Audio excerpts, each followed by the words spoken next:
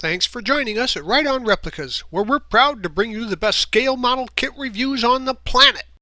This review covers the vintage kit, the Don Garlits Wynn's Jammer. It's a top fuel front engine dragster model kit from AMT, and it includes over 85 parts molded in gray, chrome, body molded in clear, and water slide decals.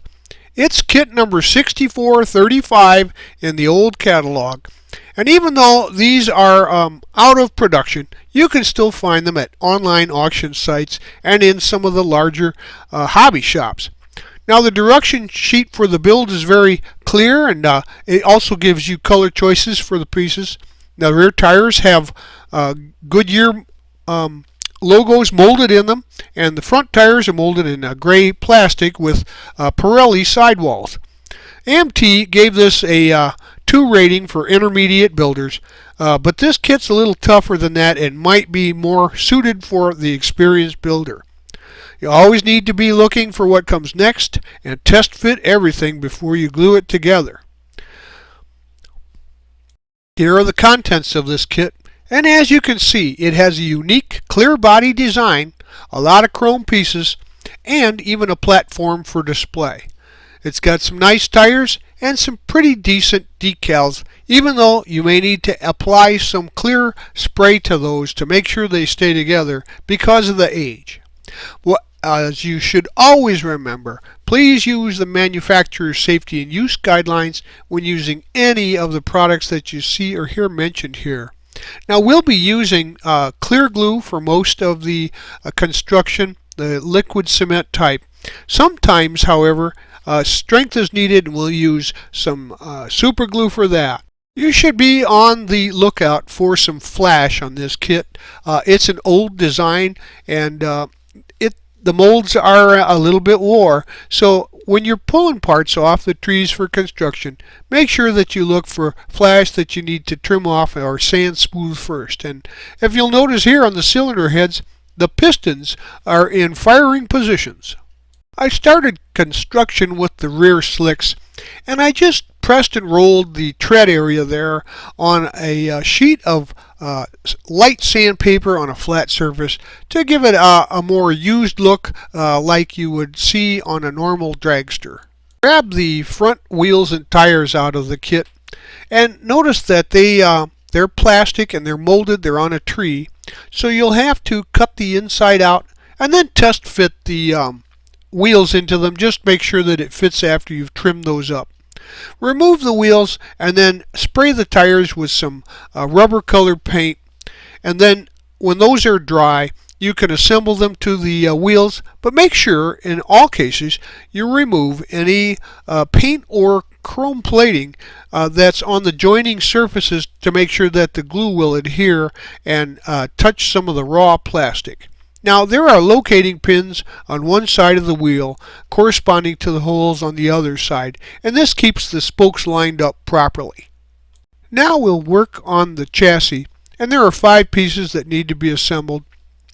I used some super glue here, and first the lower roll bar push bar was attached to one frame rail either side and allowed to dry. Then the lower roll bar push bar has some locating points for placement on the other side rail. So attach the side rail lining up the pegs in the frame to the holes in the roll bar. The cross members along the frame should be lined up here too. Now spread them apart just enough to apply some glue to the joint and then press them back into place. The upper roll bar was then attached to the side frame rails. And lastly, to put into place the torsion bar will finish up this assembly. Where the upper roll bar is attached to the frame rails, I noticed it's not a real robust fit. So I applied some epoxy glue over the joint, and then after that had dried, I sanded it smooth so that you couldn't tell that it was covering the frame rails, but just to make sure that it had enough strength to stay together. Make sure that the chassis is flat and level, and sometimes you may need to put it under some warm water and bend or twist it to make sure that it is in alignment. So if you need any adjustments, do that now. And then completely spray the chassis with some light even coats of gloss black spray. Next, find the pieces for the fuel tank. It comes in 3 pieces on the chrome tree. And then clean the chrome off from the gluing surfaces. They go together easily and fit properly. And there's a decal on the decal sheet to apply to this tank for a finished look also. There are 4 pieces to assemble the rear axle, so grab those from the kit. And we had to clean up some flashing, so I just put it on an emery board and moved it back and forth to give it a good flat surface there. Now if you clean the parts up, they'll fit together and they'll look cleaner at their joints. So assemble the plastic parts together and then give that a spray or a coat of graphite or flat black paint. And then we're going to add the chrome differential cover, so that will finish the assembly. We can turn our attention to the front suspension parts. It consists of 8 very fragile parts, and they were removed from the tree with a very sharp blade and some backing to make sure that you don't break them. Now before assembly, all the pieces were test fit, and the location points sometimes need to be opened up if they're covered or filled with chrome flash. All the gluing points were scraped off, and then a slow setting glue was used on these so that the parts could be adjusted for squareness. Grab the 6 pieces of the steering bell house assembly, and 5 of them are very fragile, so once again use caution when removing them from the tree and assembling those. We're going to use once again some slow setting glue because the location points are good, but you'll want to make sure that you can make some adjustments to keep it all straight. After assembly, I painted the gearbox of the steering shaft and the clutch pedal flat black. And then I used a little bit of what we call black wash, 50-50 flat black and thinner, and I brushed it over the steering wheel and the accelerator pedal to give it a little definition. Gather up these pieces from the kit to build the supercharger, and this one is so detailed that it even has internal parts. Now you're going to remember to scrape that chrome off before you glue. Test fit the parts and make sure that they're in the right direction from front to back. And then after the assembly is done, I would give this a black wash to give it a little definition so that it looks a little better. And now the scoop, injector, oil pressure gauge, fuel block hoses, and the Krager drive pulley are attached to the supercharger. The butterfly flaps on the scoop injector were highlighted with a red Sharpie marker for a more realistic look. And they could be black or white depending on the era that it raced in. But I think this is most correct. So gather the parts for the engine block assembly. There's 5 pieces there and a little flash to clean up just like everything else. So go ahead and get those ready for construction. I used some Tester's liquid cement to glue the block halves together, and I squared off the top and the bottom, with an emery board to make sure that it was good and flat. Now assemble the pieces here, and then I painted it like a gunmetal gray with a spray gun. Because there really isn't a color call out for this, but back in the day, pretty much they didn't even paint the engine blocks. They were mostly just oiled them down. So the raw block here was a dark metal color. Talk about detail. This motor even has a crankshaft in it. Anyway, you can install the crankshaft now. It's that chromed piece. And then the front cover, idler pulley, fuel pump, and crankshaft pulley are added and lined up with the crankshaft.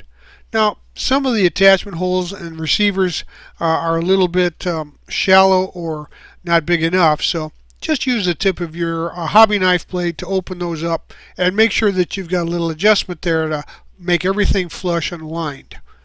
Next, the flywheel and the oil pan are assembled to the rest of the block.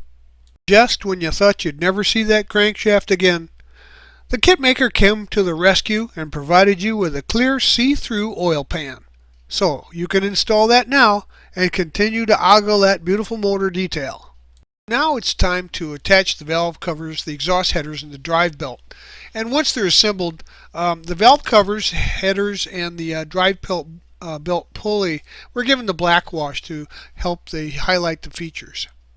To make the engine more realistic, I added the effects of heat to the headers, which is kind of a rainbow effect when they get heated up real hot.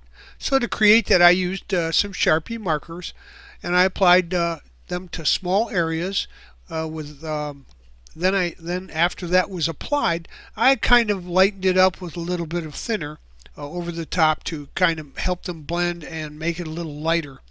Almost looks like a watercolor paint. So each color, the purple, orange, blue, was done separately, then allowed to dry completely before the next color was applied. You may notice how nice and clean the drive belt looks here. That's because it's a piece of black tape. The original belt that came with the kit was actually a bit too long and looked a little sloppy. It was also a little too thick, so I just cut a strip of black electrical tape and then joined the ends, and then I trimmed off the excess, and it looks pretty good, and it looks more realistic than the original belt. With the amount of detail in this engine, I just had to finish it off with some of the extras like the black washing and highlighting on the headers. It's a really nice rendition of the motor, and it took a while, and it takes some patience, and make sure that you test fit everything before you glue the pieces together, but as you can see, it's worth the time. Now we can look at that see-through body, which is quite interesting. Just clean up the attachment points from the sprue joints, and then give it some glass cleaner. Rub it with a car wax after that to give it a nice thin, clear look to show it off. And once you've done that, it should look pretty nice. Clean it off with some warm water and mild detergent, but then rub it down and make sure that it's ready. And next we will apply the decals. So those will need to be trimmed close to their designs, and then one at a time you just soak them in some warm water for about 30 seconds, and then use some warm water on the body and put them into place, and then wipe out any trapped air bubbles or water underneath the decals, and make sure that they are in position. If you have any issues, you could use some solvents, but I didn't see any that were going to hinder this, so it should be a nice clean decal application. Now we've reached the point where we're going to do the final assembly, putting everything together.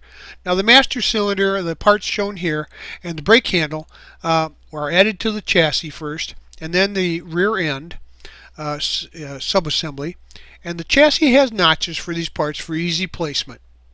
Next we will install the bell housing assembly, and there are notches on the chassis for location there. Once again, scrape off paint and glue or chrome plate before you glue it in. Now test fit the parts, and then go ahead and install that into the chassis location. So here's another view of that bell housing placement, and everything fit pretty well. The instructions gives pretty good direction and illustration of how that goes together, and if you clean up the parts prior to installation and test fit, you should have no issues. The secondary fuel line here was highlighted with a red Sharpie marker and looking like the translucent with sheen with chrome underneath. It looks pretty good.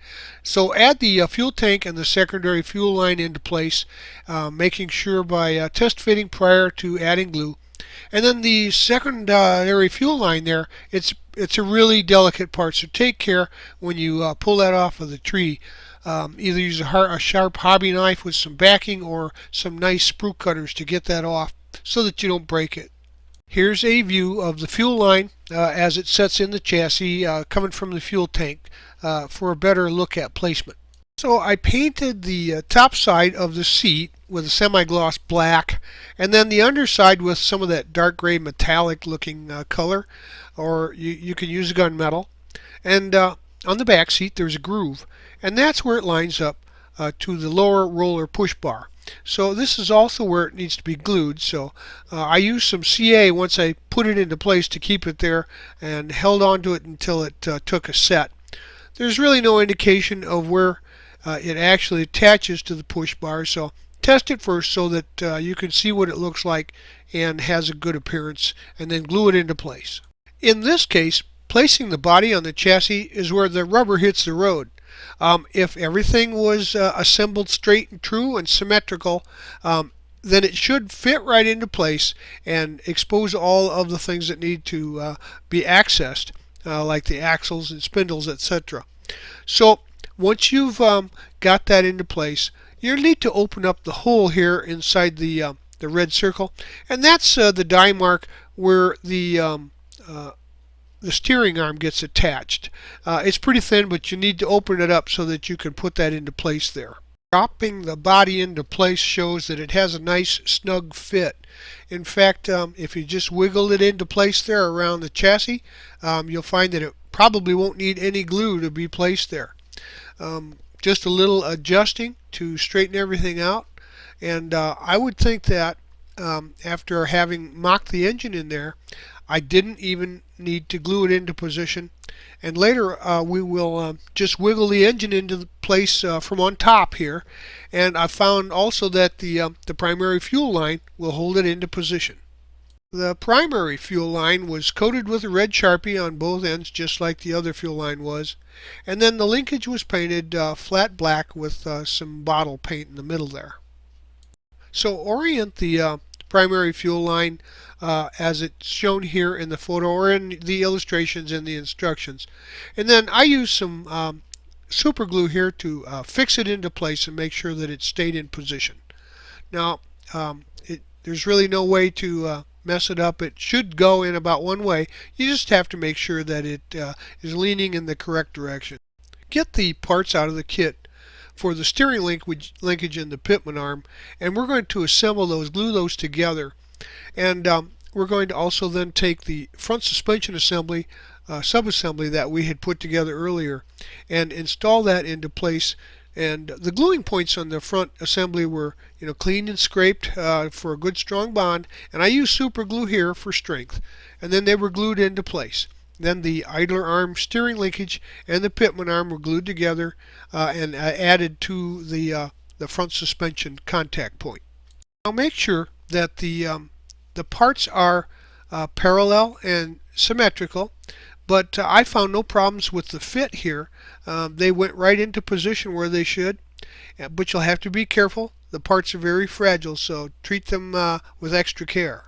I painted the drag chute platform dark gray, and the chute was painted with a glossy black spray. Glue the parts there into the upper body at the back end. Make sure that you remove any paint, and then glue them into place. I use some super glue here, but you're going to want to note that the chute and the platform need to be placed as high up into the body towards the top as possible, or you might have trouble with placing the lower body assembly into position. I made a substitution here for the metal axle that's supplied with the kit. It just seemed to be too big, so I decided to use some evergreen rod, which in this case was about a 16 gauge round rod, and I used that. I cut it into some pieces and sanded it down so it would fit deep enough in the holes to hold the tires and wheels on and not have to be connected. I aligned the rear wheels and inserted the axles with some super glue to make sure that they stayed into place and set. I held them in position at the right angles and the proper canter. Now this was an issue that could have been averted earlier had I known about it, and you can too, by drilling out the axle hole in the rear end to make it large enough to accommodate the metal axle that came with the kit. But I was afraid I might damage it after it was all ready together, so I put the wheels into place here, and they look great, but they won't roll, and that's the trade-off. If you don't want them to roll, it works out perfectly anyway. We can add the front wheel assemblies to the spindles now, but this was a little bit difficult. It's so fine and weak that just about any pressure would probably break it completely loose. They have a spring-loaded design in front, and to fit into the front wheels, you have to gently compress that spring-loaded spindle, and then they spring back once the wheels are set into place. So I used a set of thermostats here, or hemostats, to compress the spindles, and then the wheel was pushed on and then released. And once again, had I known this prior to assembly, I could have avoided this by putting the spindles into the wheels first and then assembling the rest of the front end. Fortunately, the fast setting glue helped me get this done, but you could avoid that by doing what I've described here. Next, we can install the front airfoil, and before putting it onto the car, I added the decals to it. And I would suggest, you cut out the decals and apply them individually instead of doing it as one large decal, because the clear portion of the decal then looks kind of frosty when you put it on a chrome backing. So this large kit detail looks good individually, but all in one sheet there, it doesn't look as good. So then the chrome was scraped off the gluing areas, and I set the airfoil into place. I had decided earlier to save this piece for last. It's the push bar. On the directions, you're supposed to add that just after the top body section is assembled, but I thought it would be easier to put it in later to avoid breaking things. So the hole for the push bar has to be cleaned out. I used a nice sharp tip of a hobby blade as opposed to like a sanding device, because sanding will make it appear dull.